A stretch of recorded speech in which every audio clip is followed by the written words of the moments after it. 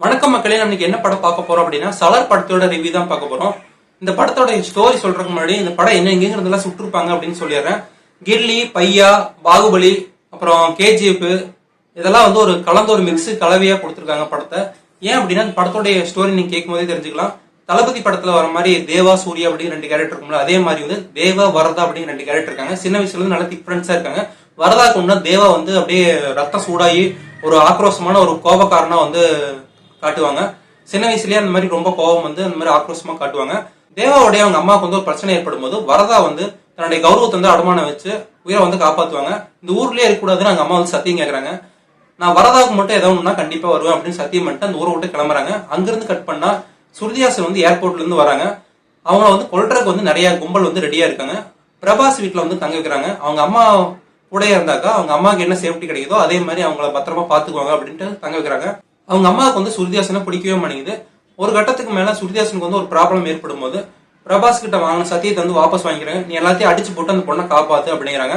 அங்கிருந்து கட் பண்ணா சுருதிஹாசனை வந்து பையா படத்துல எப்படி கார்த்து வந்து சேஃப்டியா கூட்டு போவாப்ல, கில்லி படத்துல எப்படி விஜய் சார் வந்து திரிசா வந்து ஒரு ஜீப்ல வச்சு கூட்டு போவாங்க, அந்த மாதிரி கூட்டு போறாங்க. அப்பதான் பிரபாஸோட ஸ்டோரி வந்து ரிவீல் பண்றாங்க. பிரபாஸ் யாரு, பிரதீப்ராஜுக்கும் பிரபாஸுக்கும் என்ன கனெக்ஷன், சுருதிஹாசனை வந்து ஏன் கடத்துறாங்க, இவங்களுக்கு 2 பேத்துக்குள்ள என்ன பகை அப்படிங்கறதெல்லாம் அந்த படத்தை பார்த்து நீங்க தெரிஞ்சுக்கங்க. படம் வந்து மேக்கிங்காவும் விசுவலாவும் சரி, ஃபைட் இதெல்லாம் வந்து ராவா அப்படியே கொடுத்துருந்தாங்க, ரொம்ப நல்லா இருந்தது. ஆனா மிலிட்ரியில இருந்து ஆளெல்லாம் கூட்டு வந்து துப்பாக்கிகளை டுடுலாம் சுட்டுறாங்க. ஆனா அவர் வெறும் கத்தி மட்டுமே வச்சு சுத்தி கடப்பாறை இதெல்லாம் வச்சு எல்லாத்தையும் கொண்டாடிச்சு சாவடிச்சிடறாரு.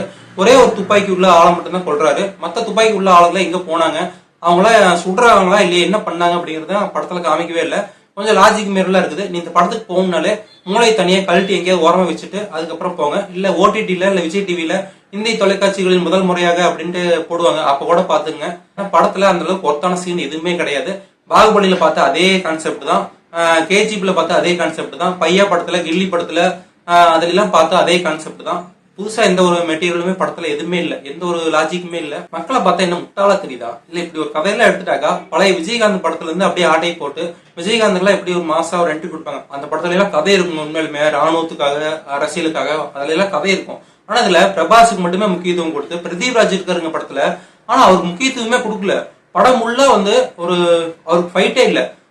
பிரபாஸை மட்டுமே பில்டப் பண்ணி அவரை வந்து ரொம்ப மட்டம் தட்டி அவரை வந்து காப்பாத்துற மாதிரி தான் கதையை ரெடி பண்ணிருக்காங்க. பிருத்திவிராஜ் வந்து கடைசியில தான் சண்டையை போடுறாரு. அது மிகப்பெரிய காமெடி. கேட்டா 2 பேரும் வந்து ஃப்ரெண்ட்ஸுங்கிறாங்க. ஃப்ரெண்ட்ஸுக்கு உண்டான அறிகுறிய அந்த நட்பு இதெல்லாம் வந்து எதுவுமே அவ்வளவா காட்டவே இல்லை. படத்துல காளிதேவி வந்து எப்படி கும்பிடணும் தெரியுமா அப்படின்னு பிரபாஸ் போய் சொல்லுவாரு. கேஜி படத்துல இதே சீன் ஒன்று வரும். ஒரு பண்ணுக்காக நான் எவ்வளவு கஷ்டப்படுவோம் தெரியுமா அப்படின்னு போய் ஒரு கேரக்டர் சொல்லுவாரு. அதே பாணிக்கு தான் அந்த சொல்ற விதமும் அப்படிதான் இருந்தது. பாகுபலியில ரம்யா கிருஷ்ணன் கேரக்டர் வந்து அந்த திமிரு படத்துல வில்லியன் நடிச்சாங்கல்ல, அவங்க வந்து எடுத்துட்டாங்கன்னு நினைக்கிறேன். அப்புறம் அதே மாதிரி செட்டப்ல அதே மாதிரி கான்செப்ட்ல தான் இருந்த மாதிரி தோணுச்சு. அதே மாதிரிதான் அந்த படத்துல தலையை வெட்டுவாங்க, அந்த படத்துல கையை வெட்டுறாங்க, அதுக்கப்புறம் அதுலயும் தலையை வெட்டுறாங்க. அப்புறம் பையா படத்துல கூட்டு வர மாதிரி சுருதிஹாசன் ஒரு ஆள் கூப்பிட்டு வராங்க, பத்திரமா கதையெல்லாம் சொல்லிக்கிட்டே அப்படியே கூப்பிட்டு வராங்க. பிருத்திவிராஜ் எதுக்கு இருக்காருன்னு தெரியல. இந்த கதைக்கு எனக்கு சம்பந்தம் இல்லாத மாதிரி ஒரு கேரக்டரா வடிவமைச்சிருக்காங்க. ஒரு நாட்டோடைய மன்னனாக போறவரு, அவரே வந்து நாட்டு மக்களை வந்து எந்த கேள்வியும் கேட்கல. அவருக்கு ஒரு துணை தேவைப்படுது, அவரு வேற ஒருத்தர் கூப்பிட்டு வந்து சண்டை போட்டு அவங்கள வீழ்த்தணும் அப்படிங்கிற மாதிரி சூழ்நிலை தான் இருக்காரு. ஒரு நாட்டோடைய மன்னன் அப்படின்னாக்கா அவருக்கு உண்டான பில்டப், அவருக்கு உண்டான காட்சி அமைப்புகள் எல்லாம் கொடுத்துருக்கணும். அவரை வந்து சும்மா ஒரு டம்மி பீஸாட்டு காமிச்சு பிரபாசம் வந்து மேல ஏத்தி அப்படியே காட்டிட்டாங்க. மொத்தத்துல படம் பார்க்கலாமா வேண்டாமான்னு கேட்டீங்கன்னா, உங்களுக்கு இந்த பில்டப் எல்லாம் பிடிக்கும் அப்படின்னாக்கா கண்டிப்பா பாருங்க. இல்ல ப்ரோ எனக்கு இந்த பில்டப் எல்லாம் பிடிக்காது, ரியாலிட்டி சம்பந்தமா தான் நிறைய படம் பார்ப்பேன் அப்படின்னாக்கா இந்த படம் வந்து ஒர்த் இல்லைங்க.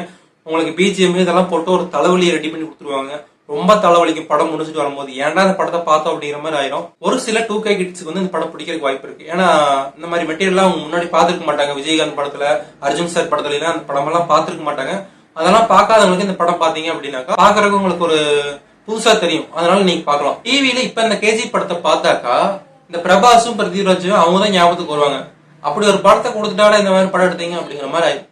மொத்தத்துல இந்த படம் பார்க்கலாமா வேண்டாமா அப்படின்னு கேட்டீங்கன்னா, டிவிலேயே கொஞ்ச நாள் போட்டுருவாங்க, இல்ல ஓடிடிலே ரிலீஸ் பண்ணுவாங்க.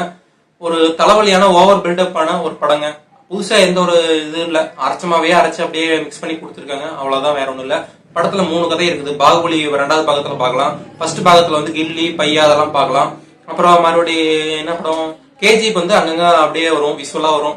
மொத்தத்துல படம் வந்து ஒரு 1 டைம் வாட்சபிள். இந்த வீடியோ பிடிச்சிருந்தா லைக் பண்ணுங்க, ஷேர் பண்ணுங்க, கமெண்ட் பண்ணுங்க. நெக்ஸ்ட் வீடியோ சந்திக்கிறேன். எல்லாத்துக்கும் பாய்.